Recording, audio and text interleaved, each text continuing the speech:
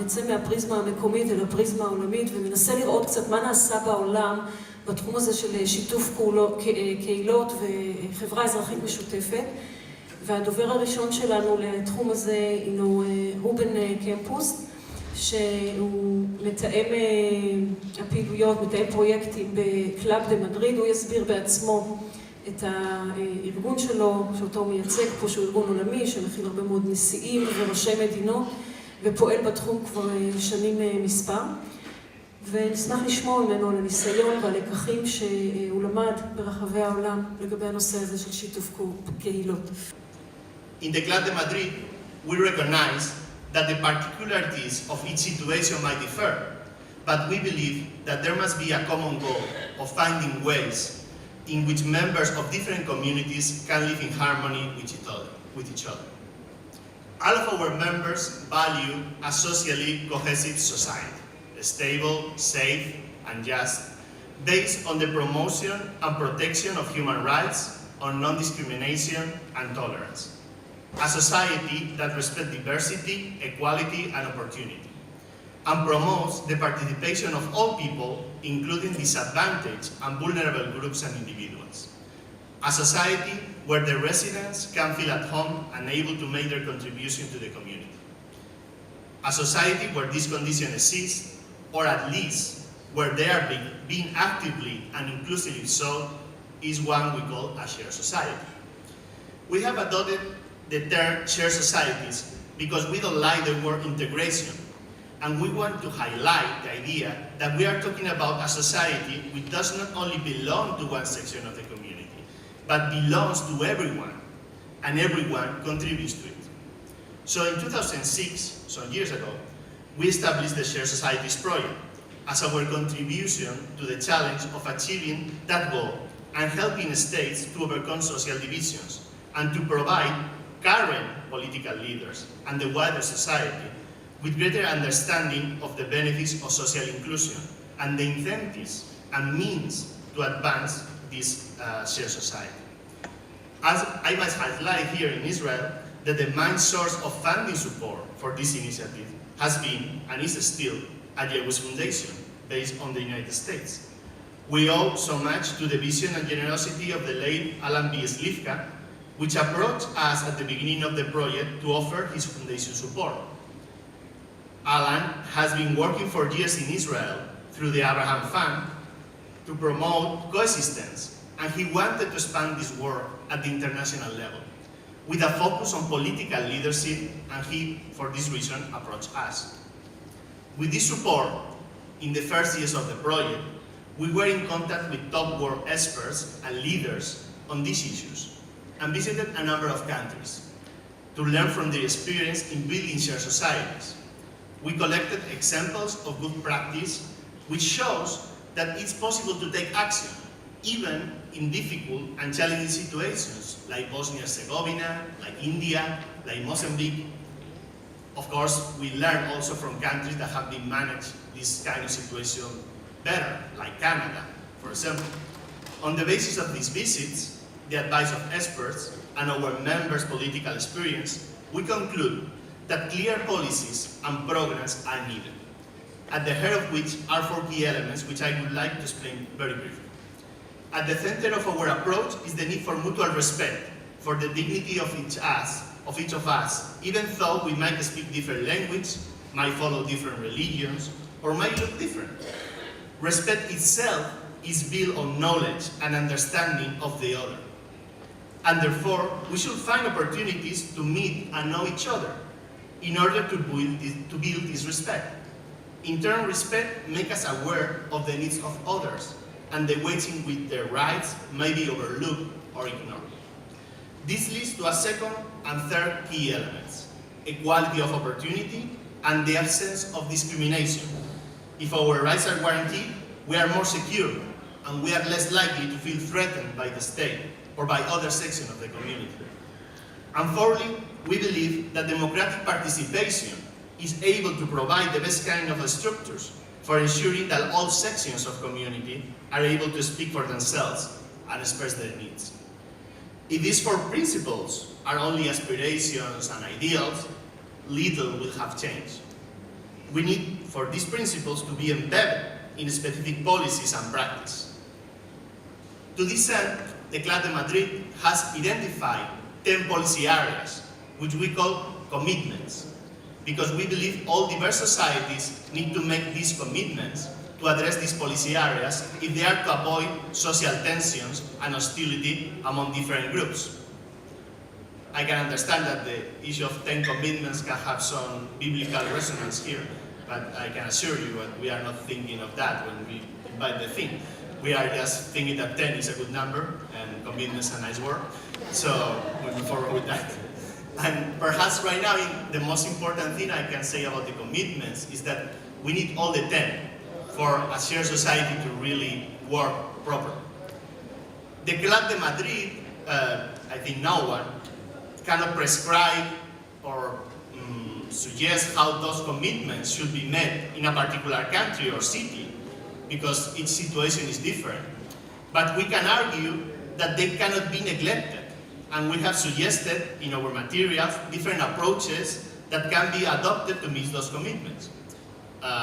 Then, after this, we have collected some practical examples from our missions all around the world about how, in specific circumstances, certain governments or civil society groups have dealt with these situations. You can check the commitments and approaches in our publications available online or in printed versions. I have brought some materials with me that are available at the entrance. And let me also highlight that we have the pleasure to collaborate some months ago with an Israeli NGO, Hatil, and they translate into Hebrew part of these materials for a publication about building a shared society in Haifa. So they are also available in Hebrew. Let me also illustrate briefly one commitment, one of the 10s. I'm not going to read all of them. The commitment number 2, it says, create opportunities for minorities and marginalized groups and communities to be consulted about their needs and their perception of the responsiveness of the state and community structures to meet those needs. So this is one of the 10 commitments. Of course, it's a very general idea, but important. And then we suggested some approaches, some ways for make this commitment happen in political and social life. Some of the approaches we have suggested is, for example, to establish consultative councils on which all identity groups are represented and with the statutory right to be consulted on the impact of the government policies. Other potential approach would be create systems of community meetings that allow community members to express their views and air their grievances. So, after that, let me tell you briefly about 2 of the concrete examples we have collected for this specific second commitment, based on the experience of our members. The first one is from New Zealand. It's the Waitangi Tribunal.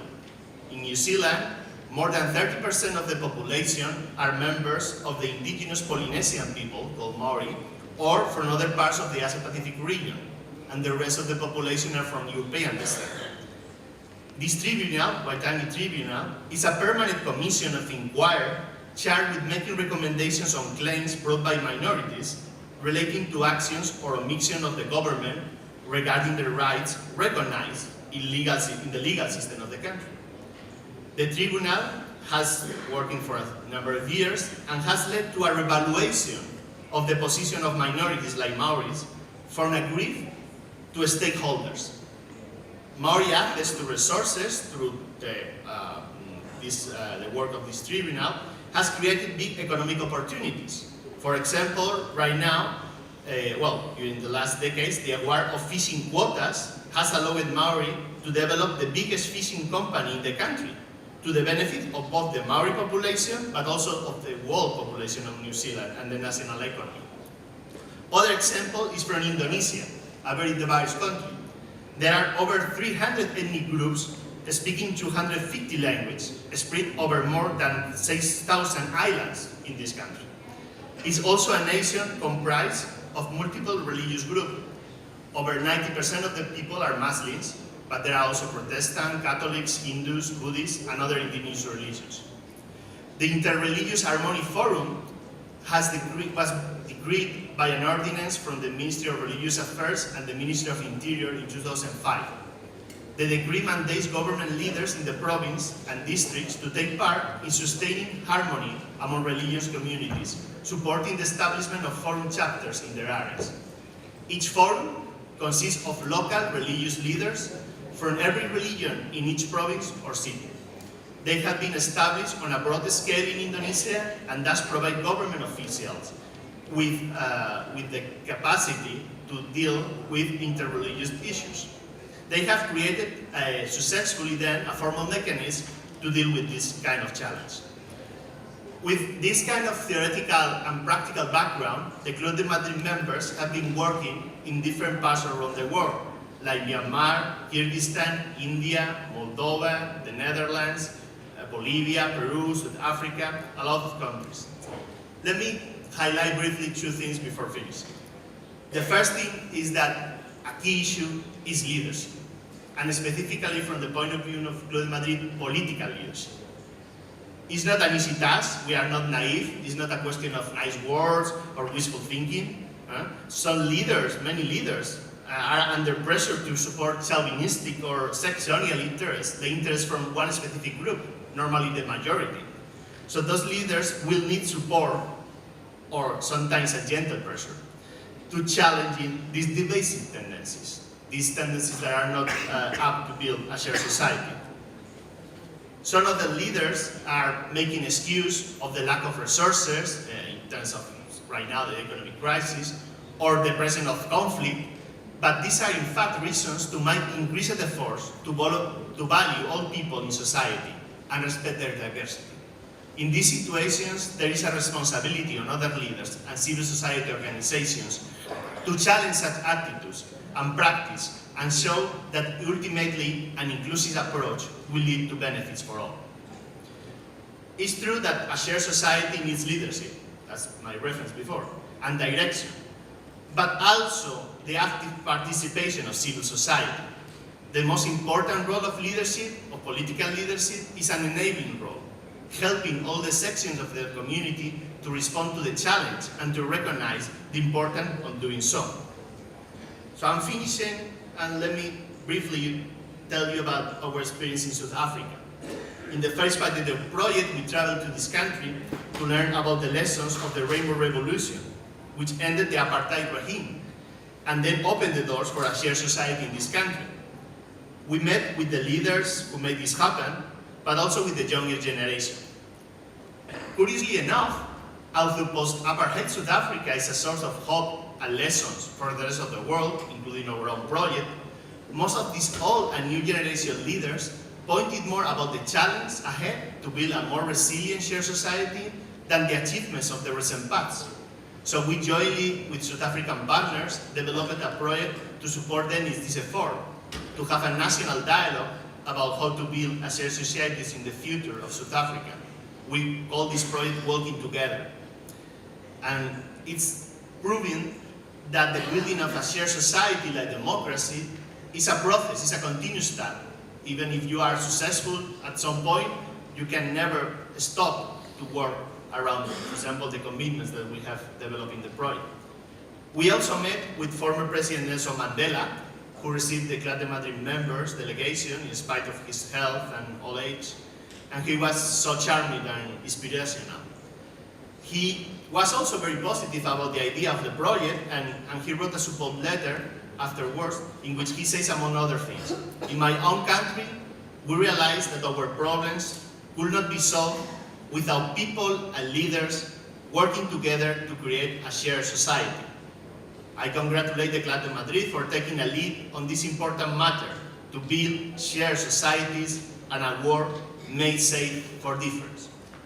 So with the hope of working along these wise words of President Mandela, let me thank you for your attention today, and I wish you the best in your efforts here in Israel.